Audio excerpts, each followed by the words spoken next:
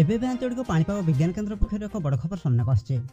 ତେବେ ବର୍ତ୍ତମାନ ଯାହା ସୂଚନା ମିଳିଛି ଆଗାମୀ 3 ଘଣ୍ଟା ବିଜୁଳି ଘଡ଼ଘଡ଼ି ସହିତ ପ୍ରବଳ ବର୍ଷା ହେବା ନେଇ ସୂଚନା ଦେଇଛି ଆଞ୍ଚଳିକ ପାଣିପାଗ ବିଜ୍ଞାନ କେନ୍ଦ୍ର। ତେବେ କେଉଁ ସବୁ ଜିଲ୍ଲାକୁ ସତର୍କ ସୂଚନା ଜାରି କରାଯାଇଛି, ଏହା ସହିତ ଓଡ଼ିଶା ପ୍ରତି କେତେ ମାତ୍ରାରେ ବିପଦ ରହିଛି ସେ ନେଇ ଭିଡ଼ିଓରେ ସମ୍ପୂର୍ଣ୍ଣ ଅପଡେଟ୍ ଜାଣିବା। କିନ୍ତୁ ତା ପୂର୍ବରୁ ଭିଡ଼ିଓକୁ ଗୋଟେ ଲାଇକ୍ କରନ୍ତୁ ଏବଂ ଭିଡ଼ିଓଟିକୁ ଆପଣମାନଙ୍କ ସାଙ୍ଗସାଥୀମାନଙ୍କୁ ବହୁ ମାତ୍ରାରେ ସେୟାର କରନ୍ତୁ।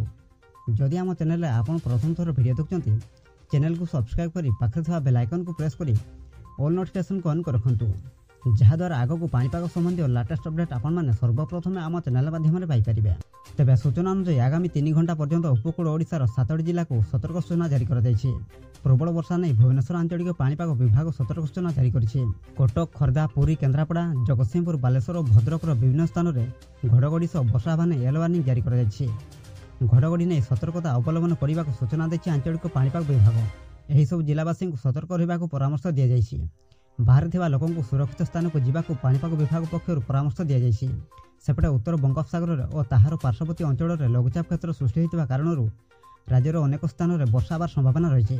ସୋମବାର ମଧ୍ୟ 3 ଘଣ୍ଟା ପାଇଁ 3ଟି ଜିଲ୍ଲାକୁ ସତର୍କ ସୂଚନା ଜାରି କରିଥିଲେ ଭୁବନେଶ୍ୱରସ୍ଥିତ ଆଞ୍ଚଳିକ ପାଣିପାଗ କେନ୍ଦ୍ର। ଉପକୂଳ ଜିଲ୍ଲା ପୁରୀ, ଜଗତସିଂହପୁର ଏବଂ କେନ୍ଦ୍ରାପଡ଼ାରେ ବିଜୁଳି ଘଡ଼ଘଡ଼ି ସହ ପ୍ରବଳ ବର୍ଷା ହେବା ନେଇ ପାଣିପାଗ କେନ୍ଦ୍ର ସୂଚନା ଦେଇଥିଲେ। ଏହିସବୁ ଜିଲ୍ଲାକୁ ୟେଲୋ ୱାର୍ଣ୍ଣିଂ ଜାରି କରାଯାଇଥିଲା। ଅପରାହ୍ନରେ ବିଭିନ୍ନ ସ୍ଥାନରେ ପ୍ରବଳ ବର୍ଷା ହୋଇଥିଲା।